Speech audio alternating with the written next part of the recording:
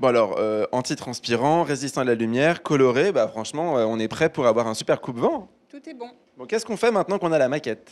On l'imprime sur la grosse machine qui est derrière vous. Ça, c'est un peu comme une grosse imprimante comme on a à la maison, quoi.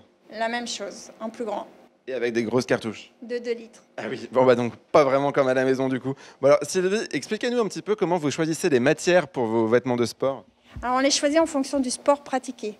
Pour exemple, celui-ci, c'est une matière bien spécifique puisque c'est un anti-ronce.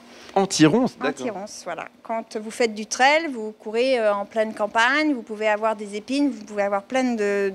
Et avec ça, on se pique pas. Voilà. Et puis la matière, elle résiste surtout. Les fils vont pas se tirer, donc vous pourrez la porter toute la saison.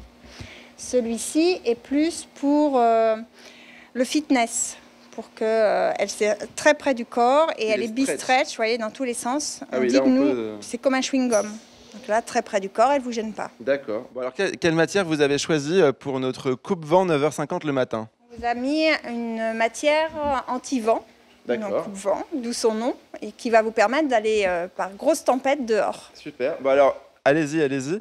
En fait, là, ce qu'on a fait, c'est que, bah oui, parce que ça prend un peu plus que 2 minutes pour faire un vêtement, on a découpé, suite au patronage, les formes. Voilà. Et maintenant, qu'est-ce qu'on va faire? On les pose sur ce qu'on vient d'imprimer sur la grosse machine. Donc, pour transformer le tissu blanc et faire imbiber l'encre, en fait, c'est ça? Voilà, la sublimation, en fait, c'est l'état solide de l'encre qui va se transmettre dans le tissu à 200 degrés. D'accord. Donc on pose l'un sur l'autre et on n'est pas sans chauffe.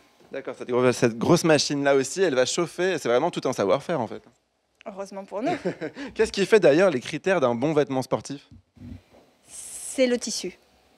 Après, c'est le sportif qui décide d'être à certaines couleurs ou de représenter son club ou de représenter une marque. Mais la première propriété d'un vêtement de sport, c'est le tissu. Il faut oublier en fait qu'on a notre vêtement. C'est ça. Super. Bon bah alors on est prêt? On peut lancer la machine? Oui, pas de souci. Allons-y. Et puis alors Alicia, je me suis permis d'ajouter une petite touche supplémentaire. On a mis ton petit surnom, tu sais, celui que tu m'avais dit de ne jamais dire à la télévision. Hein? Non, je te rassure, je ne le dirai pas.